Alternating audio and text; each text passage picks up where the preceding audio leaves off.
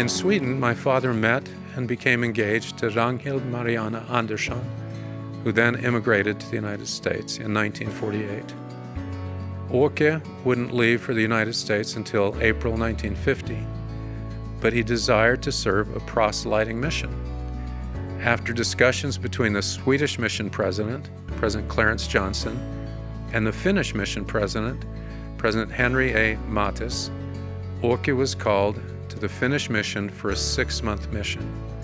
So at age 32, he was set apart in November 1949 by President Mattis. Elder Renlund was among the first native Finns to serve any type of mission in Finland after the creation of the Finnish mission in 1947.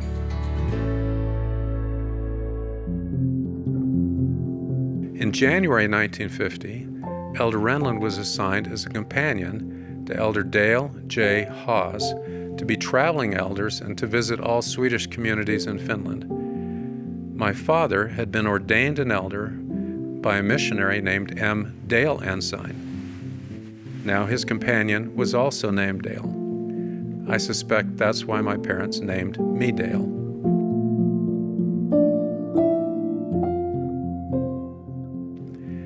Elder Hawes and Elder Renlund announced meetings in many communities in the newspapers.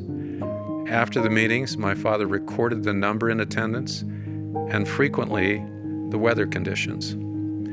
Their last public meeting was in the town of Sideby. At the time, this town still had no electricity.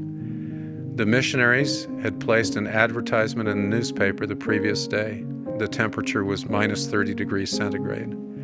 They spent the afternoon putting up posters to announce the meeting. They also tried to find a place to spend the night because the first departing bus was the following day. There were no motels or inns, so they asked at many homes without success. As the sun set, it became even colder. The thought of walking throughout the night in freezing weather was a real possibility.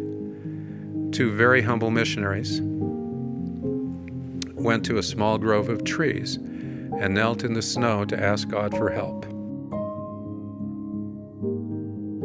As people began to arrive at the rented community building, the missionaries greeted them at the door. One couple said, "We've heard you want a place to stay for the night.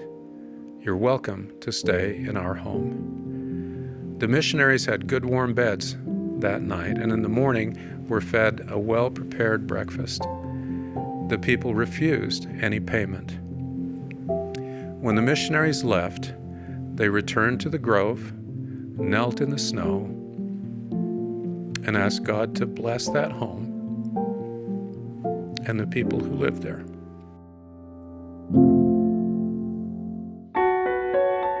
At the completion of his mission, President Mattis wrote Elder Renlund, "Through your talents, you have taught and preached the gospel in word and deed.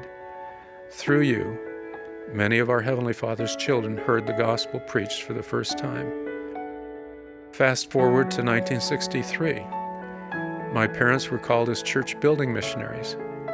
We lived as a family in North Haga, a suburb of Helsinki, for 7 months. My father worked on the meeting house in Haga. I've heard President Gordon B. Hinckley, President Thomas S. Monson, and President Russell M. Nelson praise the members of the church in Finland.